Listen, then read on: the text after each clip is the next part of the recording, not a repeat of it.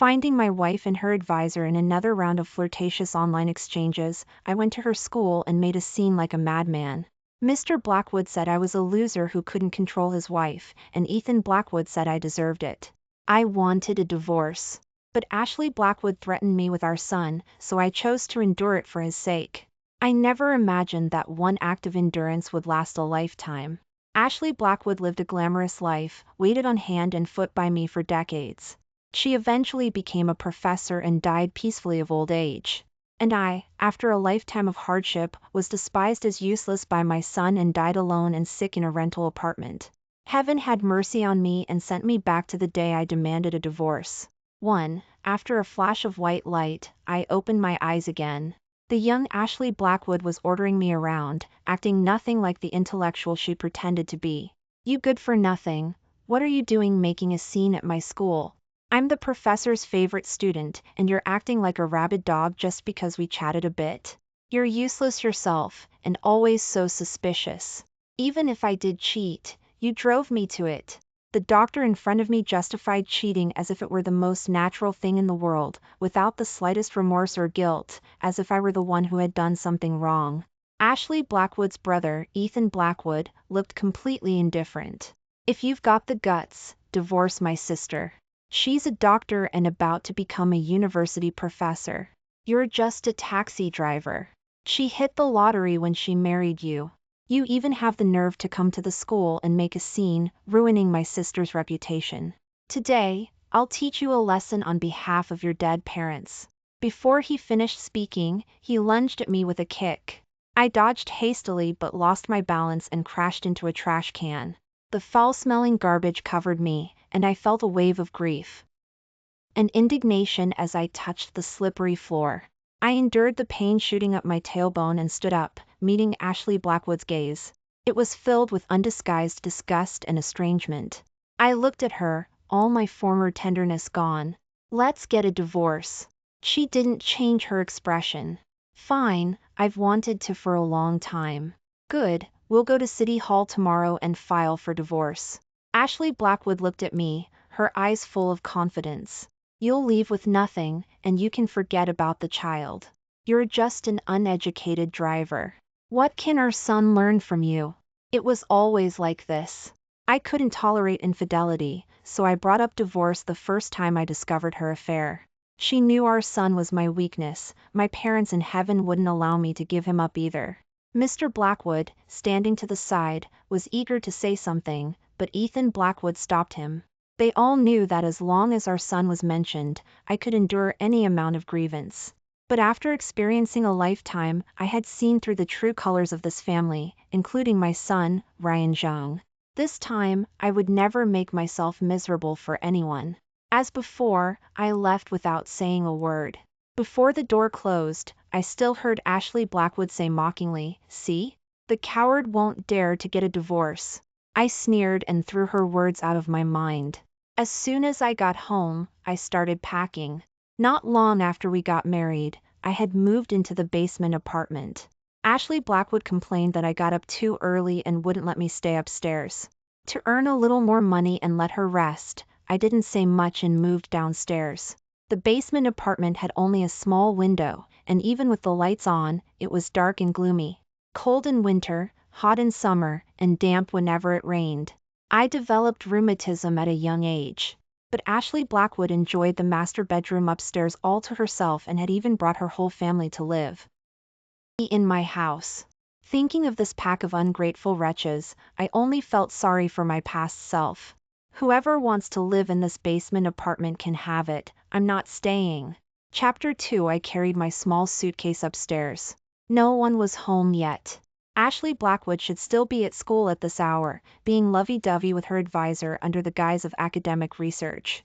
Mr. Blackwood and Ethan Blackwood, two gambling addicts, should be playing cards at some backroom game. The house was bought by my parents.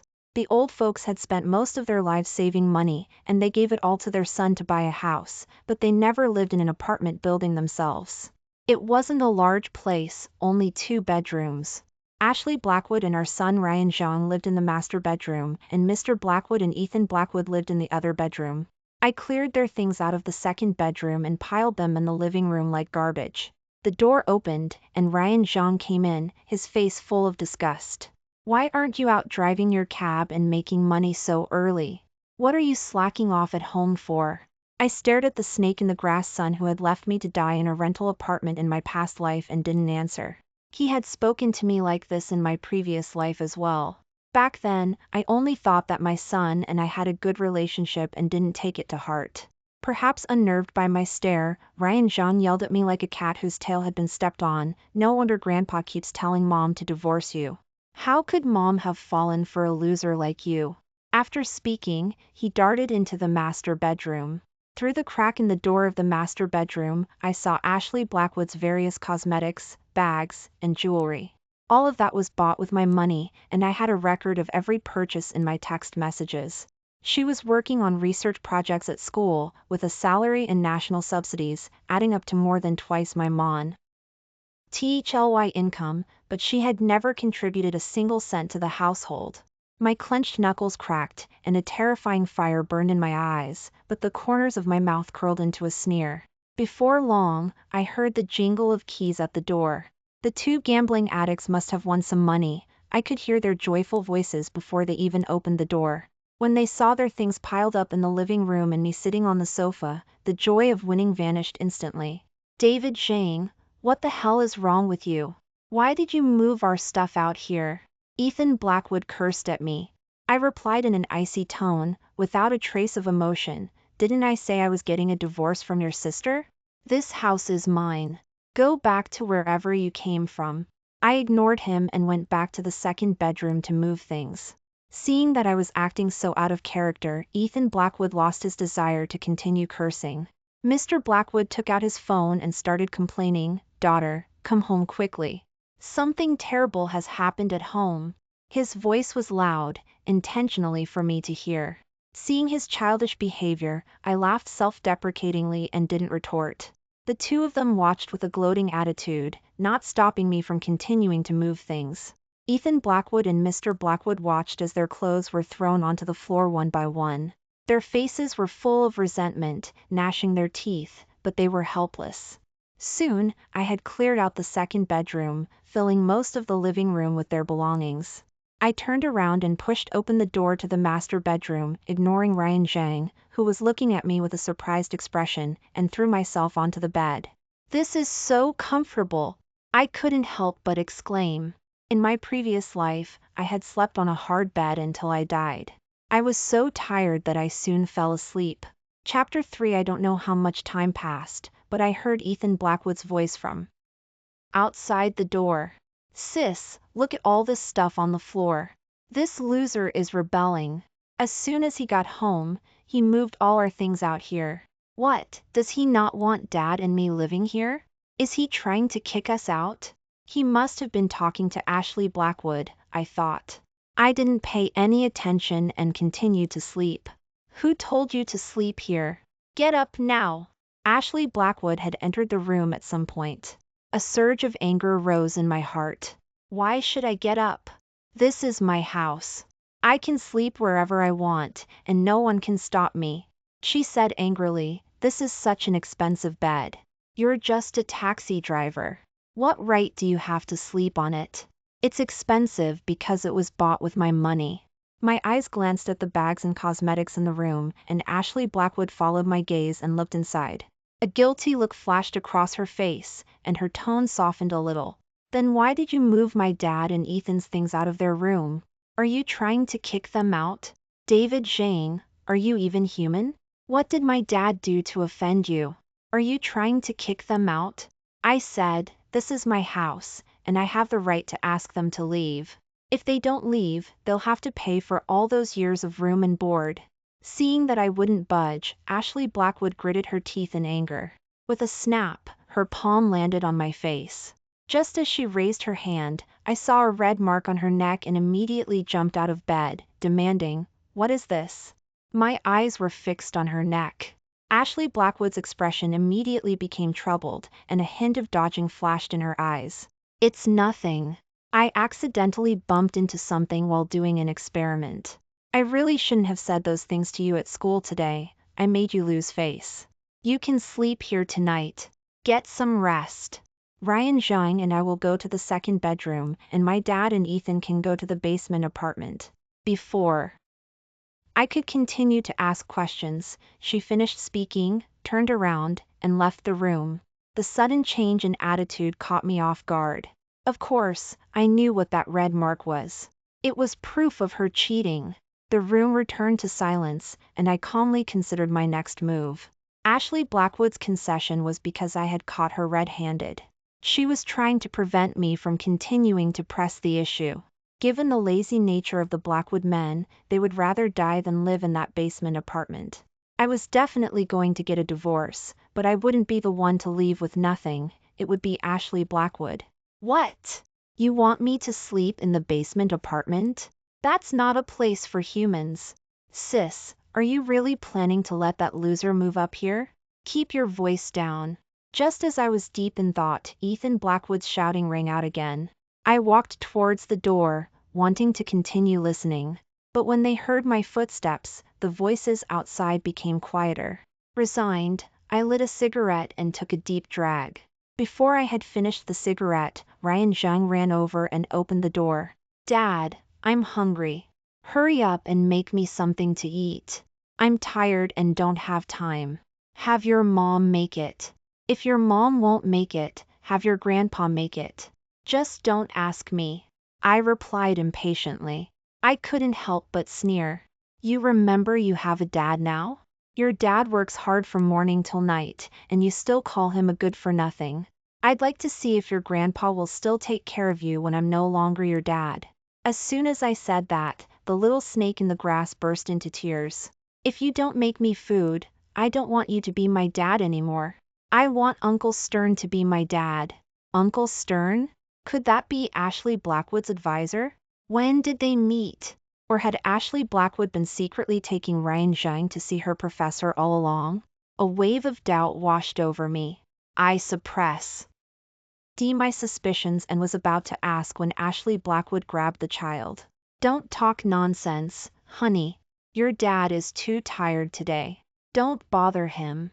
Grandpa will make dinner tonight. Ashley Blackwood turned and gave Mr. Blackwood a look.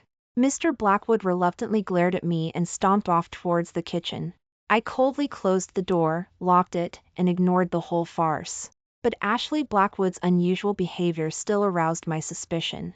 The night passed without incident. I had originally planned to sleep in, but my long-standing biological clock still woke me up at 6 a.m. I was planning to go out and drive my cab. Just as I was about to open the door to the basement apartment, I heard the Blackwood men talking inside. Son, do you think your sister is really going to get a divorce? Where will we live then? Who will we get money from to gamble? Dad, don't worry. Didn't my sister say yesterday that he wouldn't be able to get a divorce?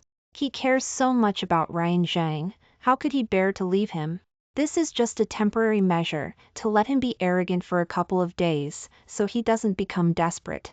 You saw him yesterday, he was acting like a madman, even cursing at Ryan Zhang. Shoo, keep your voice down. Walls have ears. My sister secretly told me that once he's calmed down in a few days, she'll have him change the name on the deed to Ryan Zhang. He cares so much about Ryan Zhang, he'll definitely agree. Then he'll have to work like a dog for us for the rest of his life. He won't be able to make any trouble. So that's what they were thinking. I suppressed my anger and quietly left. Just as I reached the door, I ran into Ashley Blackwood, who was preparing to take our son to school. Seeing me, she asked with concern, "What were you doing up so early?" "Nothing, I'm just going to buy a pack of cigarettes." "Oh, right, whenever you have time, let's go to City Hall and finalize the divorce. You can stay here for the next few days, and once you've found a place, move out. You don't have to pay rent." Chapter 4. Ashley Blackwood's gentle expression immediately turned ugly. David Zhang, are you really going to force me like this? I've already made so many concessions. Why are you still not satisfied? I let you sleep in the master bedroom by yourself, and our son and I are sleeping in the smaller room. My dad has had rheumatism for years, and I let him sleep in the basement apartment. What more do you want from me? One day is too much for you to handle, but what about all the years I've spent there? I didn't say anything more to Ashley Blackwood and turned around and went inside. I was determined to get a divorce and would never give in, but I didn't reveal what I had heard outside the door. I couldn't afford to alert the enemy. But Ryan Zhang's words and Ashley Blackwood's unusual behavior had made me take notice. Ashley Blackwood's advisor's last name was Stern, and his first name was Walter. I had met him once. Ashley Blackwood had been studying under him since she was an undergraduate. The first time I discovered his flirtatious chats with Ashley Blackwood, I had a big fight with Ashley Blackwood, and he had asked me to meet him in his office to explain the situation. The sandalwood scent in Professor Walter Stern's office was nauseating. I stared at the sandalwood prayer beads on his wrist, the shape of the bruise on Ashley Blackwood's neck perfectly matched. "Mr. Zhang, you may have misunderstood," he said, pushing up his gold-rimmed glasses. The look in his eyes behind the lenses was like a willow leaf knife dipped in poison. "Ashley and I have a purely academic relationship." At that time, I had naively believed them, and they thought I was easy to fool. Later, they slowly became more and more unscrupulous. The chat content became increasingly explicit. Uncle Stern, in Ryan Zhang's words, must be Professor Walter Stern. Ryan Z. Zhang must have met Ashley Blackwood's professor, and he must have been very nice to Ryan Zhang. But why did Ashley Blackwood look so flustered at the time? The old folks in my hometown often say, "What isn't your blood will never truly be yours." Thinking of this, the possibility that Ryan Zhang wasn't my son grew larger and larger. Chapter 5. I went to the bathroom and found Ryan Zhang's toothbrush and wrapped it up. I pressed my fingers deeply into my palm, and the cold ceramic sink pressed against my lower abdomen. The mirror reflected my bloodshot eyes. The toothbrush with a cartoon pattern on it glowed coldly under the desk lamp. 3 days later, a brown paper envelope was delivered. The lab report had written in bold, "David Zhang is excluded as the biological father of Ryan Zhang." The edges of the paper were wrinkled from my cold sweat. I folded the lab report into a square and stuffed it into my shirt pocket. My heart was beating out a bloody rhythm in my chest. After a moment, I calmed down. Since he wasn't my son, I didn't need to have any sentimental feelings at all.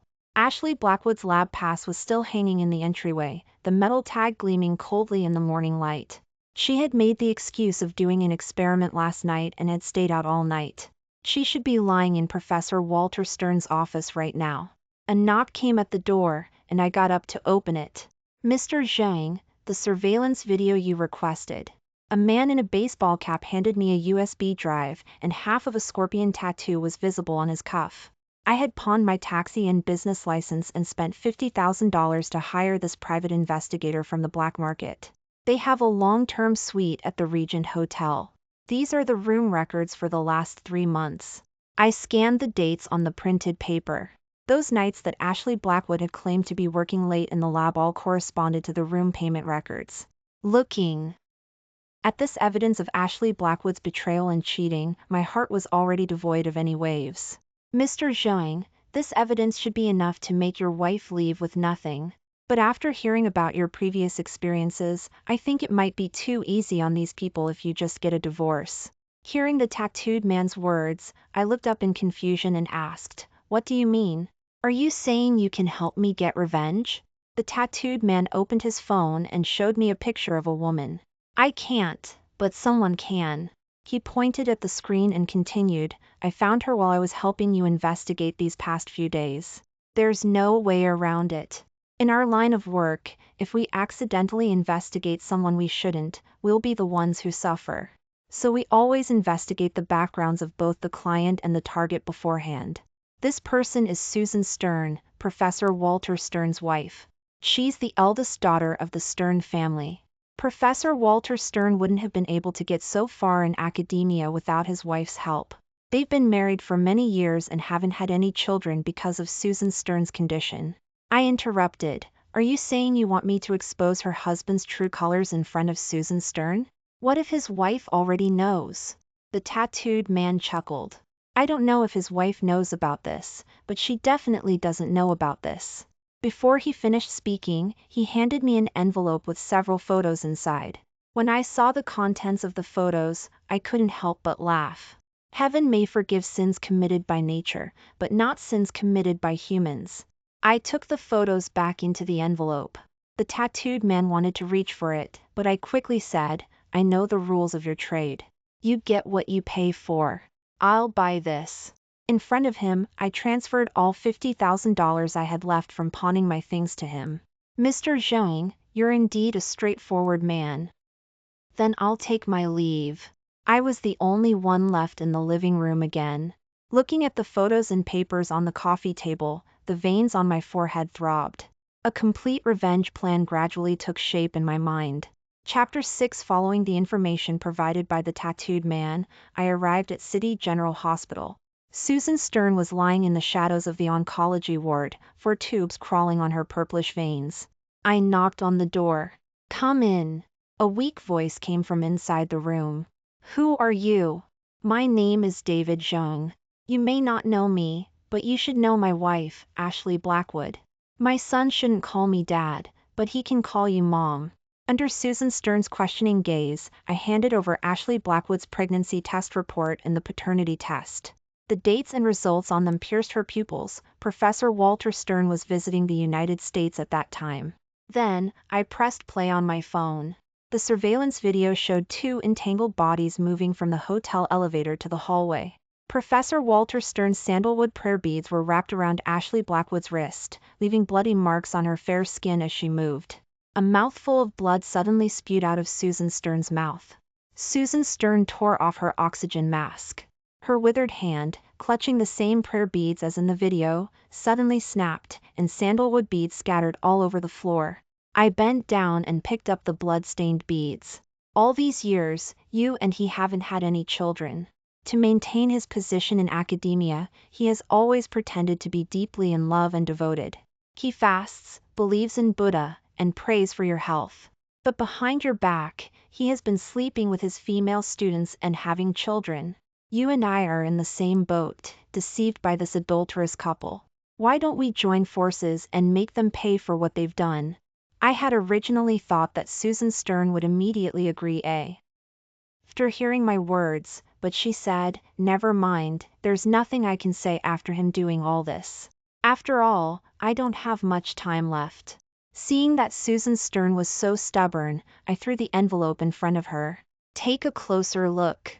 You invested in his experiments to treat your family's genetic disease, but the results are out, and he won't let you use them. Instead, he secretly tampered with things and added SKT1, a highly potent drug with severe side effects, to your medication. That's poison that could kill you. Seeing the tattooed man secretly taking photos of the lab results and Professor Walter Stern's altered medication list, a fire flashed in Susan Stern's previously weary eyes. I knew I had succeeded, and I sat down next to her. After a long silence, Susan Stern turned to me and asked tremulously, "What are you planning to do?" Hearing Susan Stern's question, I got up and locked the door to the hospital room. Bending down, I whispered in her ear. Saying goodbye to Susan Stern, I headed back home. Just as I got downstairs, I heard the sound of glass breaking from the basement apartment. Ethan Blackwood was on another drunken rampage. Once that loser transfers the house to Ryan Zhang, I'm going to turn the basement apartment into a card room. I gently stroked the recorder in my pocket, listening to them fantasize about how to squeeze out the last of my value. I pushed open the door. Mr. Blackwood and Ethan Blackwood looked surprised, then turned furious, saying sarcastically, "You're all high and mighty now, moving upstairs. What are you doing coming down here? To laugh at us?" I said with a smile, "We're all family. What are you talking about? I was too angry before and misunderstood that your sister betrayed me. That's why things turned out this way." Faced with my overtures, Ethan Blackwood snorted coldly, showing no appreciation. Now that the misunderstanding is cleared, I understand that I went too far. So I've come to ask you and Dad to move back upstairs. Hearing my words, the 2 men's faces turned surprised, and then they asked, "Are you serious?" I replied, "Of course, I'm serious. Don't get angry. Lend a hand and let's move everything back upstairs together." I got up to make their beds, intentionally dropping the 2 cards Susan Stern had given me. Ethan Blackwood saw them and immediately picked them up, asking, "What's this?" Oh, this. It's 2 membership cards to the Bellagio that a client I picked up at the airport today gave me. I chatted with him all the way, and we hit it off. He said each card could be exchanged for $100,000 in chips. $100,000. Both men exclaimed at the same time. Yes, he said it was $100,000. But since they're free, you can only use them to gamble, and you have to reach a certain standard to be able to exchange them for cash. You know I don't like playing cards, let alone gambling. I was going to throw them away, but I forgot. Hearing that I was going to throw them away, Mr. Blackwood immediately put the cards away, saying with joy, "Son-in-law, it's normal for a family to have disagreements. As an elder, I won't hold your previous actions against you." With that, he put the cards in his pocket, afraid that I would snatch them back. I said, "Okay, it's a good opportunity for you to relax a bit. Do you want me to help you book your plane tickets? Plane tickets should be cheap these days." Hearing that I was going to help them book plane tickets, the 2 men's faces immediately lit up with joy. "Okay, okay," they said. With that, they turned and left, leaving me alone to clean up after them. Watching their departing figures, the corners of my mouth gradually turned up. A puddle of rainwater had accumulated on the windowsill of the basement apartment, reflecting my twisted smile. Chapter 6. I checked the time. It was 3 p.m. It was 3 hours before Ashley Blackwood got off work. I'd make a big meal before SHE got home and wait for her to come back. As soon as Ashley Blackwood walked in the door and saw the table full of food, she first looked at me in disbelief, and then wore a knowing expression, just like I had in my previous life. She spoke mockingly, "So you know you were wrong now, and you're not going to ask for a divorce anymore?" One doesn't strike a smiling face. Seeing how attentive I was, Ashley Blackwood lost her interest in continuing to make things difficult for me. I then took the opportunity to suggest, "I heard that you're in Professor Stern's presentation is next week. I want to take Ryan Zhang to see it." Hearing my words, Ashley Blackwood immediately became wary. I quickly reassured her, "I don't have any other ideas." "Aren't you about to be promoted to professor?" "I was thinking of apologizing to Professor Stern, so my previous actions don't affect your future career." Hearing my seamless words, Ashley Blackwood agreed. "You should apologize to Professor Stern. Do you know how much of an impact you had on him the last time you went to school? This time, apologize to him in person, and I'll help you beg for forgiveness. Professor Stern should forgive you." Listening to Ashley Blackwood's words, which completely treated me like an idiot, my fingernails dug deeply into my flesh. But I still replied, "Okay, after you finish your presentation, I'll apologize to him in person." Hearing my answer, Ashley Blackwood smiled with satisfaction. At the dinner table, I forced myself to be attentive and diligently served Ashley Blackwood food. She enjoyed my service as if it were her due. "I'm finished eating. I'm going to take Ryan Zhang out for a walk. You can clean up at home." Just like I was still the same as in my previous life, Ashley Blackwood ordered me to do this and that, while she reaped all the benefits. "Enjoy these last good days." That's what I thought, but I said, "Okay, you go ahead. I'll take care of things here." A moment late. I heard a car horn downstairs. I looked out the window. Ashley Blackwood and Ryan Zhang got into the back seat of a white Toyota. Professor Walter Stern was in the driver's seat. I got up and grabbed Ashley Blackwood's computer, which she had left at home, and plugged in the USB drive Susan Stern had given me. Chapter 7. The day of the presentation, I saw Professor Walter Stern again. This was the man who, in my past life, had made me raise his son, and made me wear a cuckold's horns for a lifetime. Now, I wanted to tear him to pieces. "Mr. Zhang, long time no see," he said with a fake pleasantry that made me sick. I knew that behind that facade was the thought, "I apologize for what happened last time. Please don't hold it against me, Professor Stern, and please give Ashley a leg up." I knew I couldn't let him suspect anything. It wasn't time to show my hand yet. He and Ashley Blackwood went to the preparation room to get ready, while I was assigned to a seat in the very back where I couldn't see anything. They were humiliating me. I sent Susan Stern a message, signaling her to enter the live broadcast. The show was about to begin. The dome of the International Conference Center cast a holy light. Professor Walter Stern walked to the podium amidst applause. I sat in the last row, watching Susan Stern personally insert the USB drive into the multimedia equipment. The PPT, which was originally full of report materials, now contained a hotel sex tape of the two of them, thanks to Susan Stern. On the huge screen, two naked bodies were intertwined. When Ashley Blackwood's moans echoed through the venue, Professor Walter Stern knocked over a bottle of mineral water in shock. The whole place went silent. Soon, people recognized Professor Walter Stern and Ashley Blackwood. That day, hotel sex tape appears at academic conference topped the trending searches on Weibo. Meanwhile, in the main hall of the Bellagio in Las Vegas, Ethan Blackwood was betting with red eyes at a VIP table. The junket operator arranged by Susan Stern was pouring him a glass of Royal Salute. The table introduced by brother Zhang is really reliable. I'm winning every hand. But as time went on, the chips in front of him gradually dwindled. Ethan Blackwood became increasingly reckless and eventually lost all the money he had brought. Boss, would you like to keep playing? This casino can lend you money, the junket operator whispered in Ethan Blackwood's ear.